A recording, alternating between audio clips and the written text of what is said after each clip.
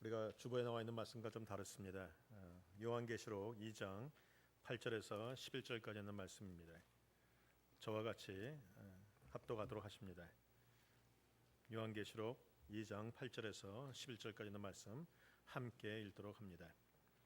서머나 교회 사자에게 편지하라. 처음이며 마지막이요 죽었다가 살아나신 이가 이르시되 내가 내 환난과 궁핍을 알거니와 실상은 내가 부요한 자니라. 자칭 유대인이라 하는 자들의 비방도 알거니와 실상은 유대인이 아니요 사단의 회당이라. 너는 장차 받을 고난을 두려워하지 말라. 볼지어다 마귀가 장차 너희 가운데서 몇 사람을 옥에 던져 시험을 받게 하리니 너희가 10일 동안 환난을 받으리라. 내가 죽도록 충성하라. 그리하면 내가 생명의 관을 내게 주리라. 귀 있는 자는 성령이 교회들에게 하시는 말씀을 들을지어다. 이기는 자는 둘째 사망의 해를 받지 아니하리라. 아멘. 오늘 본문에 있는 말씀을 가지고 하나님의 은혜를 함께 나눕니다. 오늘 본문을 가지고 서머나 교회를 본받아라는 제목으로 말씀을 증거하겠습니다. 저는 지금 8월 한 달 동안 우리 교회 시리즈, 교회 이야기를 여러분과 함께 나누고 있습니다. 교회의 본질이 무엇인가? 또한 교회를 교회되게 하는 것이 어떤 것이며 교회가 추구해야 되는 것이 무엇인가를 여러분과 함께 몇 주 동안 나누고 있습니다. 그러는 가운데 주님이 저에게는 오늘 그런 말씀을 좀 마음을 주셨어요. 본질을 얘기하면서 본질대로 살아가고 있는 교회의 모습을 좀 샘플로 나누고 싶은 그런 마음들이 생겼습니다. 그래서 오늘은 계시록에 나오는 7교회 중에서 주님께서 책망하지 않으시고 오직 칭찬만 하시던 교회가 두 군데 있습니다. 하나는 서머나 교회고 하나는 빌라델피아 교회입니다. 오늘 이 교회들을 우리가 오늘 한 교회 한 교회씩 한번 보기를 원합니다. 오늘은 서머나 교회를 먼저 보겠습니다. 오늘 서머나 교회를 향해서 주님께서 말씀하시는데 8절에 보시면 그 교회에 말씀하시는 분이 누군가가 증명되어지고 있습니다. 거기 보면 서머나 교회의 사자에게 편지하라. 처음이며 마지막이요 죽었다가 살아나신 이가 이르시되. 주님을 설명하는데 그분의 모습을 두 가지로 설명합니다. 그분은 처음이요 마지막이고 또한 그분은 죽었다가 살아나신 분이라는 겁니다. 여러분, 처음이요 마지막이라는 것은 그 안에 있는 모든 것들을 알고 계시고 다스리고 주관하신다는 거예요. 그 일의 주인 되셨다는 거예요. 우리는 시작을 모릅니다. 그러나 주님은 알고 계십니다. 우리는 끝도 모릅니다. 그러나 주님은 끝도 알고 계십니다. 우리가 인생을 살아가면서 왜 두렵습니까? 내일을 모르기 때문에 두렵습니다. 왜 두렵습니까? 끝을 모르기 때문에 두려운 것입니다. 그러나 주님은 처음도 아실 뿐만이 아니라 끝도 아십니다. 그 끝도 아시고 그 사이의 모든 것들을 다스리는 분이 바로 예수 그리스도라는 것입니다. 여러분, 인생에 내일을 몰라서 두려우시고 마지막을 몰라서 어렵다면 여러분 오늘 소망을 가지시기 바랍니다. 주님이 알고 계십니다. 여러분은 모르시지만 주님이 알고 계시고 주님에게 해답이 있고 주님에게 해결책이 있다라는 사실입니다. 오늘 우리가 그것을 믿을 때 우리 인생의 두려움이 사라지고 오직 믿음으로만 살아갈 수 있는 성도가 되게 되리라 믿습니다.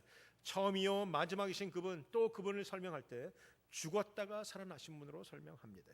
즉 다시 말하면 예수님이 십자가의 죽음과 부활을 설명하고 있다는 겁니다. 실제로 기독교 신앙의 중심은 십자가와 부활입니다. 다른 어떤 것도 중심이 될 수 없습니다. 기독교의 핵심은 여전히 십자가와 부활인 것입니다. 오늘날 인생의 많은 두려움이 죽음 때문에 옵니다. 죽을까 봐 두렵고 아플까 봐 두렵고 배고플까 봐 두렵고. 근데 여러분 성경에 보니까 배고픔을 해결하시는 분이 예수님이요, 병듦을 해결하시는 분이 예수님이요, 죽음을 해결하시는 분이 바로 예수님으로 우리에게 설명되어지고 있다는 것이죠. 두려움을 이기려면 믿음이 필요합니다. 특별히 오늘 설명되어지고 있는 부활의 믿음이 필요합니다.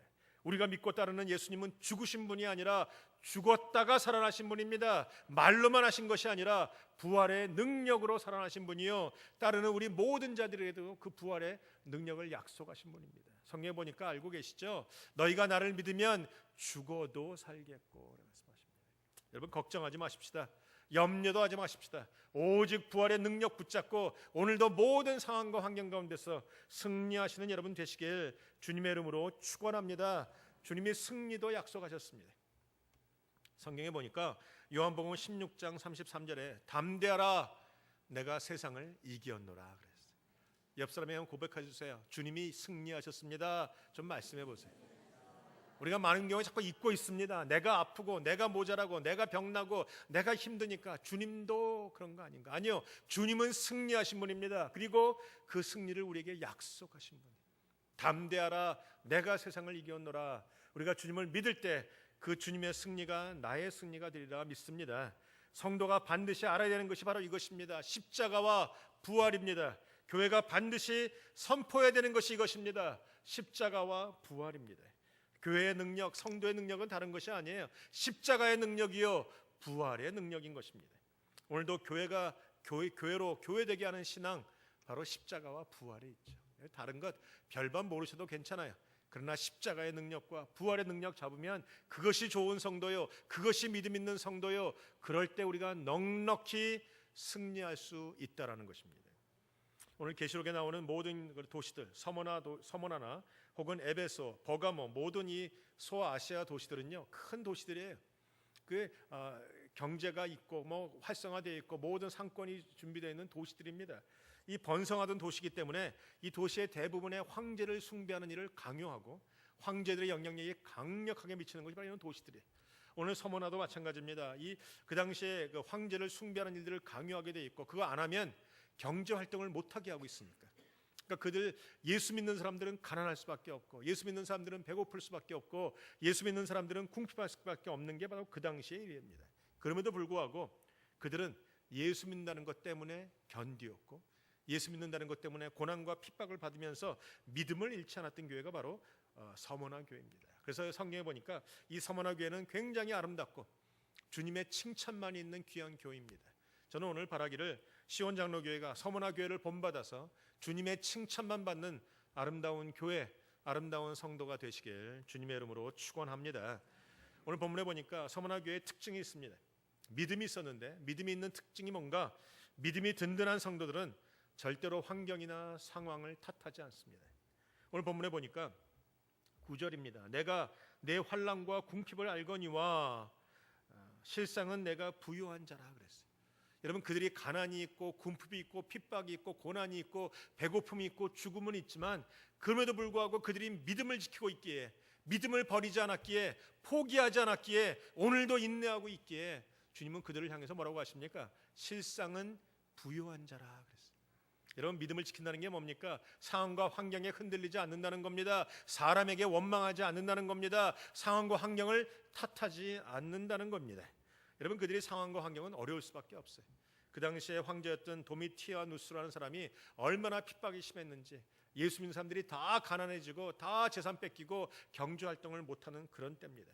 예수 때문에 불이익을 당하고 예수 때문에 죽어가고 예수 때문에 가난해지는 그들이지만 신앙을 잃지 않고 불평하지 않고 원망하지 않고 타협하지 않고 오직 주님만 바라봤던 그들이, 세상의 관점으로 보면 가난한 사람들입니다.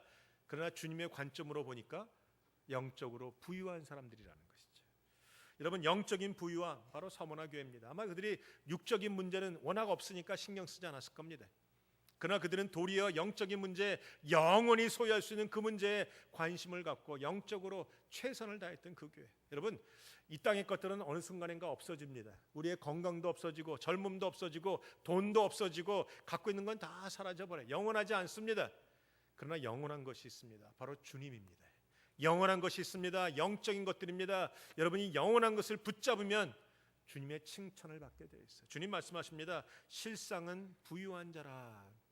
여러분, 주님이 오늘 이 땅에 오시고 여러분 앞에 서시면 여러분을 향해서 주님이 뭐라고 하실까요? 너희가 가난하지만, 너희가 약하지만 실상은 부유한 자라, 실상은 강한 자라. 그런 칭찬을 저와 여러분이 듣게 되기를 주님의 이름으로 축원합니다. 우리가 이 땅에서 아무리 부유하다는 말을 들어도 주님이 너희가 실상은 영적으로 가난한 사람이야 라고 말씀하시면 얼마나 안타깝겠습니까?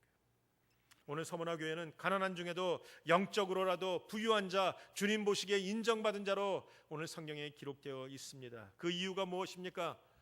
극심한 핍박에도 믿음을 저버리지 않았다는 것입니다.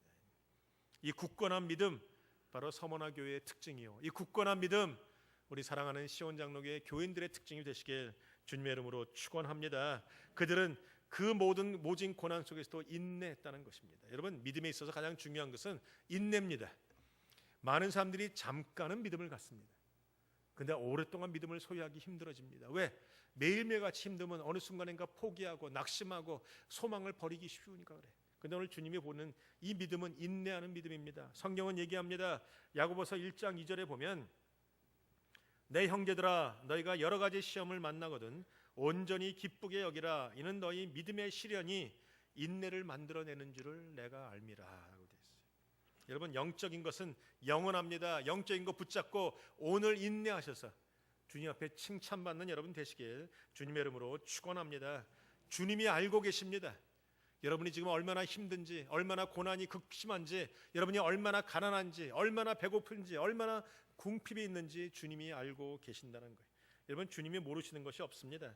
오늘 본문에 보니까 9절에 내가 내 환난과 궁핍을 알거니와. 여러분의 사정이 주님 앞에 숨겨졌다고 생각하십니까? 사람들은 여러분을 이해하지 못한다고 생각하십니까? 사람들은 모르지만 주님은 알고 계세요. 주님은 알고 계시고 이해하시고 이해해 주시고 용납하시고 나를 사랑하시는 분이에요. 알면서 버리시는 것이 아니라 알면서 사랑하시는 분이에요. 여러분, 주님이 나의 모든 것 아신다는 사실이 때로는 두려움 아닙니까? 주님이 나의 좋은 것만 알았으면 좋겠는데, 내가 교회에서 기도하고 예배하고 이런 모습만 봤으면 좋겠는데 집에서 치고받고 싸우고 욕하고 세상에서 막 욕심부리고 살아가는 것, 주님 그것도 알고 계십니다. 그러나 주님이 그래도 버리지 아니하세요. 성경에 보니까 우리 그 야곱, 우리와 얼마나 비슷합니까? 그 야곱, 자기의 욕심대로만 살아가는 그 야곱, 자기의 뜻을 이루기 위해서는 뭐든지 할 수 있는 그 야곱, 주님이 그 야곱을 향해서 뭐라고 말씀하시죠? 이 지렁이 같은 야곱아. 그 지렁이에요, 지렁이. 근데 주님이 뭐라고 하십니까? 이 지렁이 같은 야곱아, 내가 너를 사랑하고 싫어 버리지 아니하였다 그랬어요. 주님이 여러분을 아십니다. 얼마나 지금 악착같이 살아가는지, 얼마나 힘든 가운데 애쓰고 있는지 주님은 아시고 여러분을 사랑하시고 도와주시고 이해하시고 버리지 아니하신다는 겁니다. 아니, 심지어는 주님 말씀하십니다. 내가 세상 끝날까지 너희와 함께하리라 그랬습니다. 오늘 주님이 아십니다. 주님이 아시고 갚아주실 것입니다. 주님이 아시고 해결해 주실 것입니다. 주님이 아시고 곧 열어주실 것입니다. 주님이 아시고 준비해 주실 것이고, 주님이 아시고 보상하시고 복 주실 것이. 여러분, 주님이 아십니다. 조금만 더 힘내시면 되겠어요. 옆 사람에 고백하십시다. 주님이 알고 계십니다. 조금만 더 인내하십시다. 한번 해보세요. 여러분, 주님이 아시고 보상하신다는 것을 아는 것은 믿음입니다. 제가 지금 말하고 싶은 것은 믿음이지 자기 신념이 아닌 거예요. 많은 사람들은 믿음과 신념을 혼동합니다. 신념이라는 것이 있습니다. 자기의 철저한 자기 생각입니다. I think I can, I think I can. 나는 할 수 있다, 나는 할 수 있다. 여러분, 그건 신념이에요. 우리가 말하는 믿음은 내가 할 수 있다라는 것이 아니라 나는 부족하고 나는 할 수 없으나 내게 능력 주시는 자 안에서 내가 모든 것을 할 수 있느니라. 이게 믿음인 것입니다. 믿음과 신념을 혼돈하시면 안 돼요. 신념도 이를 이루지만 신념은요, 특별히 많은 사람을 상하게 합니다. 지금은 이라크에서 사람을 죽이는 그 사람들 믿음이 아니에요. 그 신념인 거예요. 자기 신념으로 살아가는 거예요. 자기 신념으로 전쟁하고 자기 신념으로 모든 것을 이루는 사람들이에요. 신념은요, 주위 사람들을 망쳐요. 주위 사람들을 아프게 하고 그 공동체에게 득보다는 해를 가져옵니다. 그러나 믿음은 나에게 유익할 뿐만이 아니라 옆 사람에게도 유익합니다. 그 공동체에 득이 됩니다. 하나님의 뜻을 이루고 하나님의 놀라운 축복을 가져오게 되는 게 바로 믿음이라는 것이죠. 여러분, 믿음과 신념을 혼돈하지 않으시길 바랍니다. 신념 중에 특별히 자기 신념 조심하셔야 돼요. 자기 신념이란 이건 거짓된 겁니다. 잘못된 겁니다. 속이고 있는 겁니다. 오늘 본문에 보니까 9절에 뭐라고 합니까? 실상은 내가 부요한 자라 자칭 유대인이라고 하는 자들의 비방도 알거니와 실상은 유대인이 아니요 사단의 회당이라 그랬어요. 그들은 아마 실상 자기들이 스스로 자칭 나는 믿음이 있다, 나는 하나님을 안다, 나는 신앙인이라, 나는 성도라 그랬을 겁니다. 그거 자기 신념입니다. 스스로 속이는 겁니다. 그러나 실상은 사단의 회당이라, 실상은 아무것도 아닌 것이라 주님 말씀하세요. 자기 신념은 스스로 믿는 겁니다. 스스로 믿음 좋네, 스스로 신앙인이네, 스스로 나는 이 정도면 썩 괜찮지라고 믿는 것. 여러분, 자칭이나 타칭이나 별로 중요하지 않습니다. 정말 중요한 건 주님의 인정입니다. 주님이 나를 어떻게 보시느냐가 중요해. 주님이 보실 때 여러분 믿음이 있으십니까? 주님 보실 때 여러분 정말 인내하고 계십니까? 주님 보실 때 여러분 정말 여러분 안에 부활의 능력이 있다고 주님이 인정하십니까? 인정하시는 게 복입니다.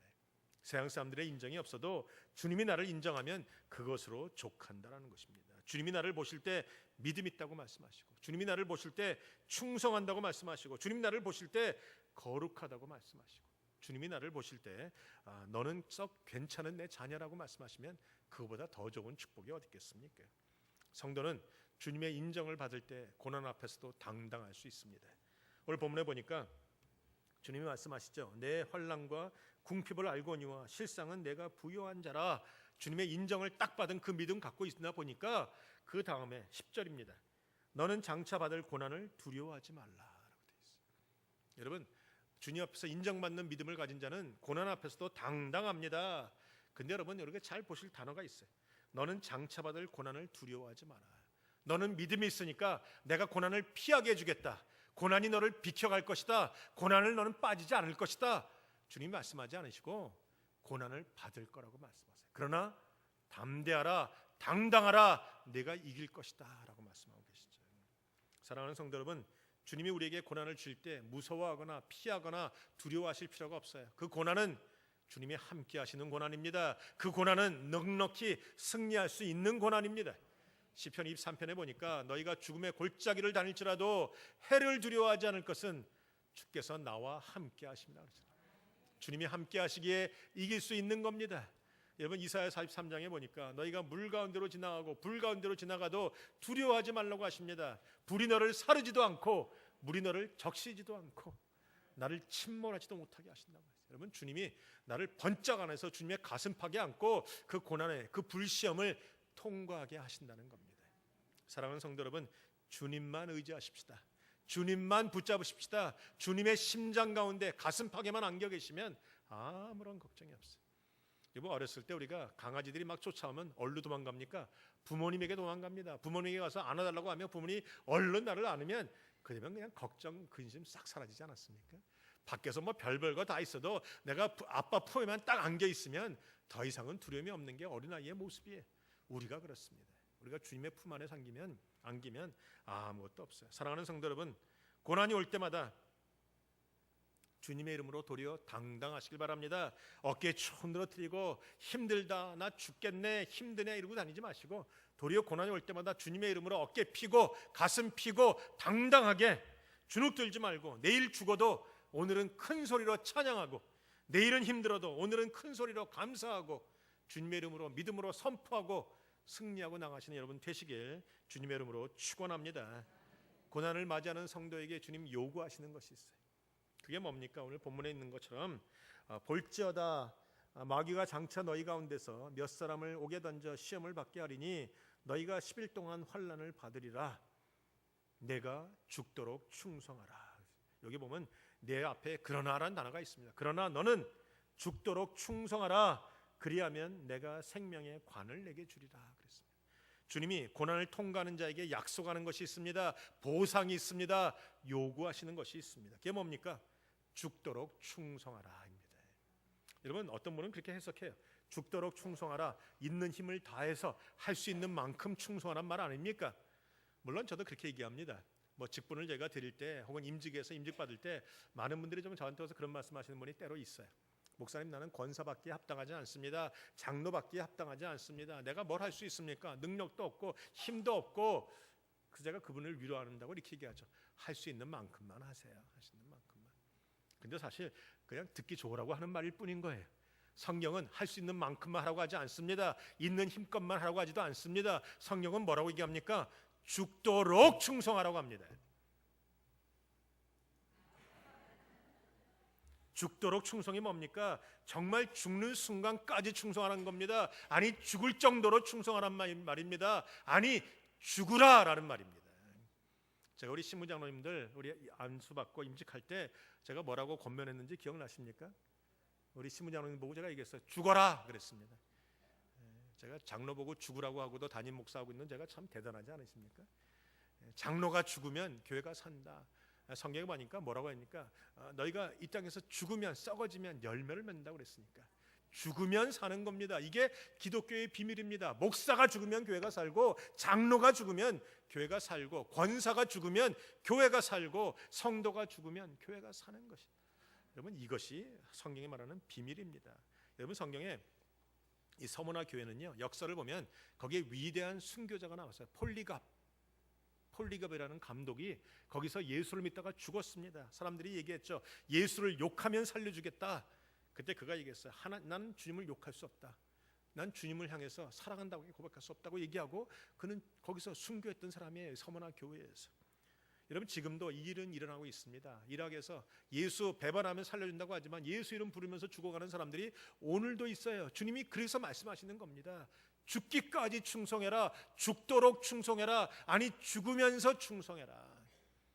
제가 이 설교를 하니까 어떤 분이 그래요. 목사님 죽으면 끝인데 그럼 죽으면 뭐가 남습니까? 죽지 말고 충성하는 게 옳은 게 아닙니까? 아니요. 죽도록 죽기까지 죽으면서 충성하면 괜찮은 거예요. 주님 뭐라고 하십니까? 너희가 나를 믿으면 죽어도 살겠고, 이게 부활신앙 아닙니까? 내가 죽는다고 주님이 나를 버려두시겠습니까? 죽기까지 충성하고 죽도록 충성하고 죽으면서 충성하면 주님이 나를 살려주시고 부활 주시고 능력 주시고 면류관 주시지 않겠는가라는 것입니다.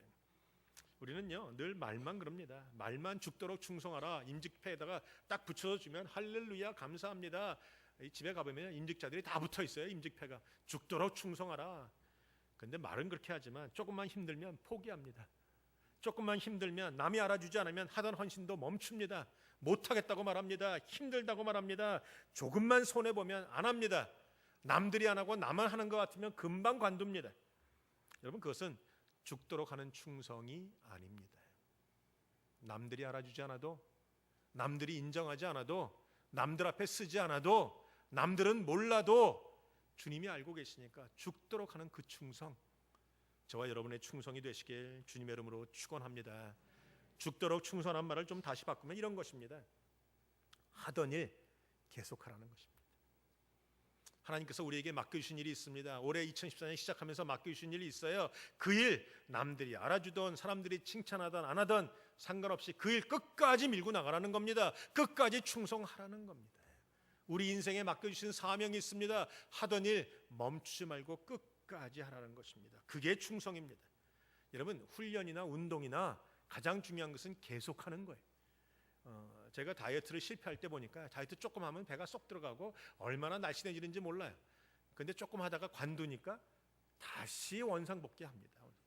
제가 예전엔 그래도 이 배에 식스팩이라는 게 있었는데 혹시 아시는지 모르겠어요. 그래서 때로는요 지금은 뭐 식스팩은 사라지고 원팩밖에 없지만 그 생각이 나서 가끔가다 자꾸 시도를 하는데 이게 지속할 수 없으니까 다시 원점이에요. 여러분 정말 중요한 것은 지속하는 거예요. 계속하는 거예요. 운동이나 훈련이나 봉사나 헌신이나 다 계속하는 겁니다. 계속하기가 힘들죠. 그래서 주님이 죽도록 충성하는 말은 하던 일을 멈추지 말고 계속 오늘도 하는 것, 이게 바로 죽도록 충성하라는 속에 들어가 있는 거예요. 두 번째로 작은 일도 소홀하게 여기면 안 되세요. 어떤 분은 얘기하죠. 목사님은 큰 일 하시고 나는 작은 일 하는데 내가 뭐 내 일이 뭐가 중요합니까? 아니요. 큰 일 작은 일은 우리의 인간적인 생각일 뿐이에요.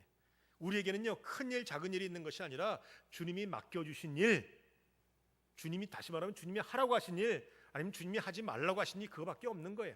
내 맘대로 하는 일이 있는가 하면 주님이 맡겨주신 일, 그거밖에는 없는 것이죠. 여러분 큰 일이든 작은 일이든 그게 중요한 게 아니고 주님이 맡겨주신 일이라면 그게 주님의 일이고 그게 축복이고 그게 큰 일이고 그게 중요한 일인 것이, 그게 가치 있는 일이에요. 어떤 분이 얘기하죠. 목사님 설교는 가치가 있는 것 같고 내가 하는 저기 그 부엌 친교실에서 밑에 바닥 닦고 설거지하는 건 아무것도 아닌 것 같아요. 아닙니다. 주님 앞에서는요 다 주님께 하듯이 하면 중요한 일이에요. 설교도요 내가 사람에게 하고 사람 생각으로 하면 이거 주님의 일 아닌 거예요. 가치 없는 일이에요. 근데 부엌에서 설거지를 하더라도 주님께 하듯이 하고 주님이 맡겨주신 일로 충성을 다하면 그게 큰 일이고 그게 가치 있는 일이고 그게 상급을 받는 일이라는 거예요. 집에서 설거지하는 일도 마찬가지고 청소하는 일도 마찬가지고 청소하는 일도 마찬가지고 식당에서 일하는 일, 세탁소 일 다 마찬가지입니다. 주님이 맡겨주신 거 그거 충성하면 그게 주님의 일이고 여러분의 생각대로 돈 벌려고 하면 그건 세상 일이 되고 많은 것이다 라는 겁니다. 주님이 적은 일이라도 주님이 맡겨주신 일에 충성을 당하면 주님이 그거 갚아주십니다. 오늘 본문에 보니까 죽도록 충성하라 그리고 끝나시는 것이 아니라 그리하면 내가 네게 생명의 면류관, 생명의 관을 주리라 약속하시는 분이에요. 여러분 면류관이 뭡니까? 이건 왕관과 같은 것 아니겠습니까? 아무나에게 주는 것 아닙니다. 이것은 운동 경기한 사람, 승리한 사람에게 주는 것이고 싸움에 이긴 개선 장군에게 주는 것이고 큰 일을 한 사람에게 주는 상급과 같은 면류관, 영광의 면류관, 의의 면류관, 생명의 면류관이 되는 것입니다. 아마 여러분이 이 땅에서 죽도록 충성하다가 죽어도 주님이 천국에서 놀라운 영광의 면류관, 생명의 면류관 주시리라 믿습니다. 여러분 천국에 가면 여러분 머릿속에 있는 거 좀 보고 싶어요. 머리 위에 뭐가 쓰여 있는가? 제가 어렸을 때 제가 한번 부흥회를 참여했는데 1970년대 후반에 80년대 초에 그때 이렇게 아파트 옥상에서 부흥회하는 것 때때로 유행했어요. 그때 유명한 강사들 와서 부흥회할 때 그런 말씀 많이 하시더라고요. 그 당시에 유명한 부흥 강사들은 왜 이렇게 흰 양복을 잘 입었는지 몰라요. 기억나십니까? 하얀 백구두 신으시고 하얀 바지 뭐 이러고 나서 또 흰 양복을 이렇게 안 입으시고 꼭 빼서 이렇게 어깨에 걸치고 들어오시잖아요. 들어오시는데 뭐 찬양 한 1시간 정도 뭐 아파트 옥상에서 막 하고 북치고 그리고 이제 부흥 강사가 딱 등장하시면 뭐 거기에 여자 집사님들 막 뻥뻥 넘어가죠. 그러면 또 그런 부흥 강사들은 꼭 욕을 하고 시작하셨어요. 이런 욕을 하시는데 그 일에 또 너무너무 좋아해. 하하 웃으면서 막 그분이 그러시죠. 그분들이 그렇게 제가 한 가지의 설교를 기억하는데 그분이 그러세요. 자기가 꿈을 꾸는데 어느 날 천국문이 열리고 들어가려고 하는데 보니까 사람들이 뭔가 다 머리에 쓰고 있대요. 그래서 자기도 급한 김에 뭐 아무거나 잡힌 일 하나 뒤로 쓰고 들어갔는데 들어가 보니까 딴 사람 위에는 생명의 면류관, 자기 머리 위에는 개털 모자 써 있다고 했어요. 여러분 우리가 천국에 가면 다 무엇인가 머리에 쓰고 있을 거예요. 여러분 머리에 생명의 면류관, 이 땅에서 죽도록 충성해서 죽기까지 충성해서 아니 죽으면서 충성해서 생명의 면류관, 의의 면류관, 영광의 면류관 쓰고 우리가 만나보는 저와 여러분들이 되시길 주님의 이름으로 축원드립니다. 여러분 성경에서 말하는 것처럼 우리가 가장 중요한 것은 결국은 영원한 문제, 영생에 관한 문제고 천국에서 어떻게 살아가는가의 문제입니다. 오늘 주님은 생명의 면류관을 주시고 두 번째로 이기는 자는 둘째 사망의 해를 받지 아니하리라 그랬어요. 천국을 말합니다.